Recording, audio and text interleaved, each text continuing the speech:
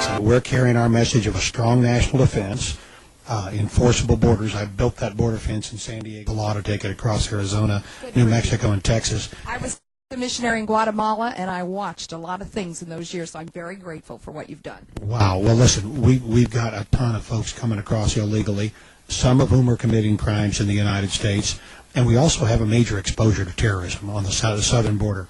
You know, in 2005, we caught 155,000 people coming across from Mexico who were not citizens of Mexico. They came from every country in the world, including 1,100 from communist China and a few from Iran and North Korea. So we got to build that border fence. I built the fence in San Diego that works so well, and I wrote the law that takes that fence, that San Diego fence, 854 miles across Arizona, New Mexico, and Texas.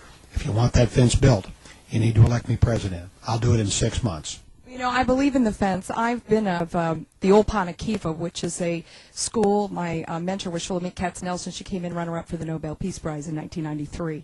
And one of our pet projects was Ariel, that has one of the security fences in Israel. And I know firsthand that those fences are very, very critical for the survival of people in democracy. Yeah, you know, we've got to have the ability to know who's coming in our country and what they're bringing with them. And we have the biggest open door, or front door, in the world. That is legal immigration. No other country immigrates as many people as we do legally.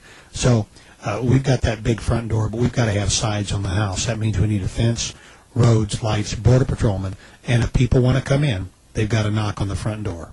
I like that. And what do they do once they get in? How do we handle the amnesty issue? How do we handle the unemployment and the Social Security? Well, you know, I think that people that are here illegally have to leave. We gave amnesty to 3 million people in the 1980s. And, you know, when we did that, we said, now this is it. This time we really mean it. This time we're going to abide by our laws. Nobody else will be allowed to come in. And if you come in, you'll be deported. And, you know, that was written on a sign that basically had tire tracks left on it, as another 12 million people who didn't believe that we really meant it came into this country illegally. If we give amnesty to this next 12 million people that are in here right now, you'll have a third wave coming in, stampeding for the borders, expecting to catch the third amnesty. We've got to establish the currency of our national laws, and you do that by enforcing them. And you know something else? A lot of liberals say, well, they'll be homeless if you deport them. Actually, the great majority who come in have real homes, and that's why leaders in Mexico want to keep an open border, because people that come across here send their money back, their cash back to their real homes. So the liberals are a little bit arrogant in that they presume that people came here only to live and don't have homes in other countries. They absolutely do, and the vast majority of them will go home to their real homes if, in fact, we make it be known that we really do intend to enforce our laws. But that has to start with an enforceable border. If you have no border fence and no border patrol to speak of, when you deport somebody at 2 o'clock, they may be back by 6 p.m. So we're a little bit like a boat that's got a big hole in it. We're bailing water furiously. What you have to do is plug the hole in the boat. I'll do that as president. Build the border fence that I wrote into law last year that the president signed. I'll have construction crews in every state working on it, in Arizona, New Mexico, Texas, and California. We'll build that border fence in 6 months, and when people want to come into the U.S., they'll have to knock on the front door. That's very good. You know, I lived in Texas for quite a long time and worked for some guys that put the men on the moon from NASA. And I did a lot of church work down there, too, so I had an experience quite often to witness firsthand the truckloads full of immigrants that would show up overnight, and there they would be, you know, working in the fields, keeping all the Texas ranches going, and most of them were illegal immigrants. And I know firsthand that many of those families were there to send money back to other people across the other side of the border. But you know something else I'm really concerned about? I had my credit stolen a few years ago by somebody in Bangladesh who shipped it off to Uruguay, and somebody else who was using it in Taiwan, and it was someone that had been used by one of these companies that outsource to India. And I'm getting so tired of calling up for customer service. I can't speak to someone in a crisis in my own language because I can't really understand them. You know, they speak too quickly or the accent's too heavy. And then here I am giving my most critical credit card information and ID away to someone in a foreign country. What do you think about that issue?